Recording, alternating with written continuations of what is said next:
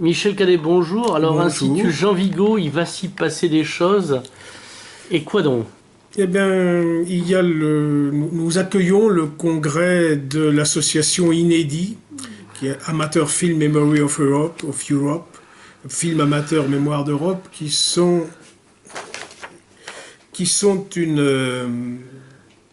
une association internationale européenne qui s'intéresse à la façon dont les films amateurs parlent de la mémoire de l'Europe.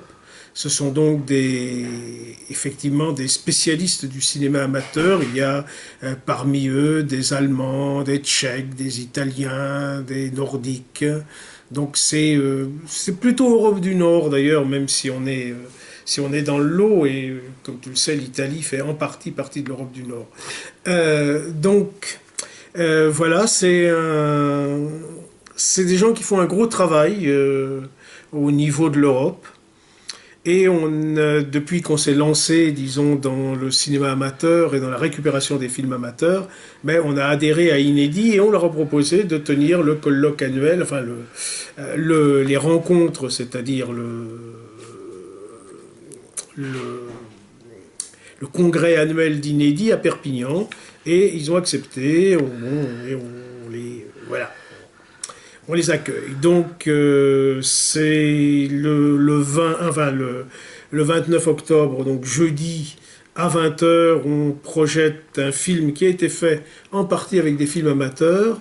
La France est notre patrie de Ritipan. C'est un très beau film qui montre comment on peut utiliser le film amateur, et bientôt on montrera à nous comment on utilise nos films amateurs pour parler du littoral des Pyrénées-Orientales et du Languedoc-Roussillon, mais ça, j'en parlerai une autre fois.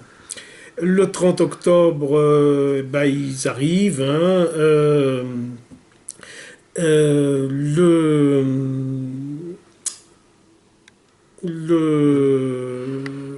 L'après-midi, on projette toute une série d'inédits,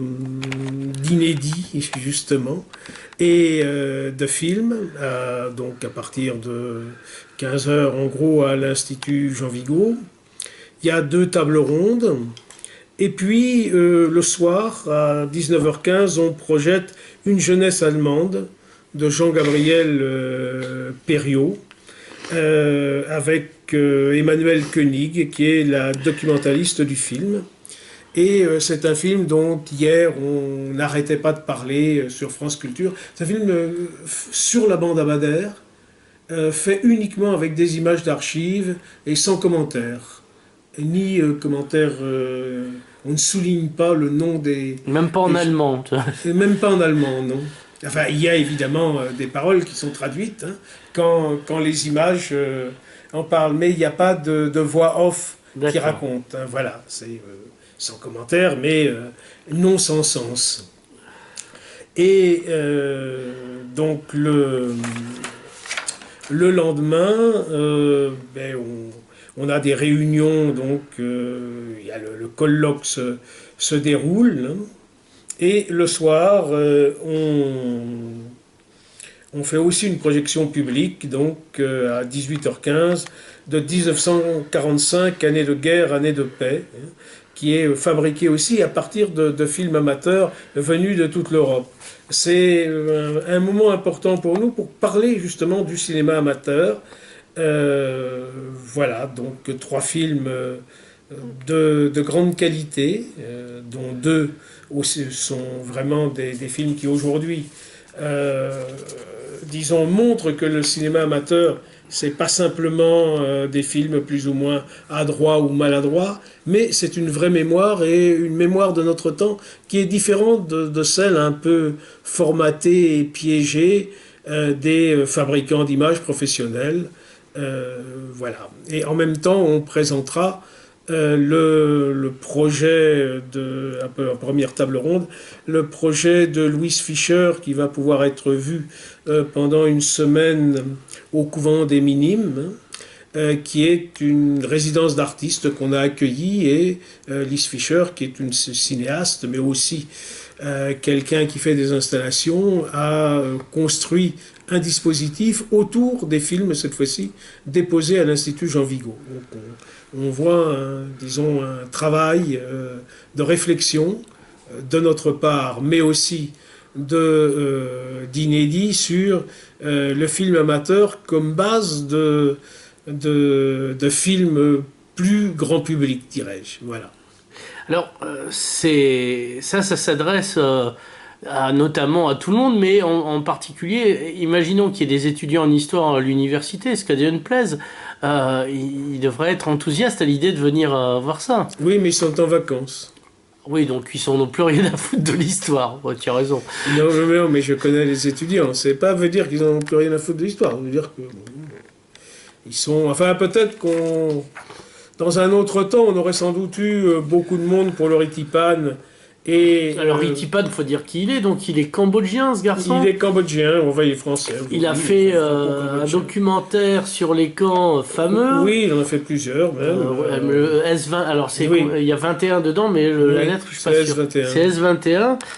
Il a récidivé il n'y a pas longtemps. Oui, il est très prolifique comme garçon. Il est assez prolifique. Il a fait aussi des films de fiction. Hein. C'est un des grands metteurs en scène d'aujourd'hui qui essaie de rebâtir un cinéma au Cambodge, mais qui travaille surtout en France. Et là, qui a fait un film sur justement la France coloniale, qui est La France est notre patrie, que j'ai vu à Blois et qui est un très très beau film. Hein. Justement fait avec des images qui disent la colonisation parce qu'elles ne sont pas faites pour la dénoncer. Au contraire, elles en sont extrêmement satisfaites. Et ça, c'est intéressant. Donc voilà, c'est une figuresque on l'aura pas sous la patte, le père Pitti. On n'aura que Emmanuel Koenig sous la patte pour une jeunesse allemande de Jean-Gabriel Perriot. Ce qui est très bien. Qui est un film très très intéressant aussi parce que on y découvre par exemple que les gens de la bande Abater étaient des personnages extrêmement médiatiques. Ils étaient sur tous les plateaux de télé pendant 3 ans. Et donc, amont. En amont, avant de commencer à mettre des bombes. Avant de commencer à choisir le terrorisme comme voie d'expression. Voilà, parce que c'est un art, c'est comme tout. Et oui, voilà. Art violence, il en est. Oui. Donc, qu'est-ce que ça nous dit de notre époque, la bande Abader a posteriori? Je vois maintenant une chemise arrachée, c'est scandaleux, enfin pour certains. Hein, alors qu'est-ce qu'ils auraient dit de la bande Abader sur le rapport à la violence pour la lutte ouvrière? Ouais, la bande Abader, c'est fourvoyer hein, le terrorisme. Enfin, pourquoi? Non, parce que le terrorisme ne marche pas à terme. Donc, c'est le terrorisme, par exemple, qui a été inventé par les Russes, il faut quand même le savoir, il a plus fait pour maintenir l'empire des tsars que pour le démolir.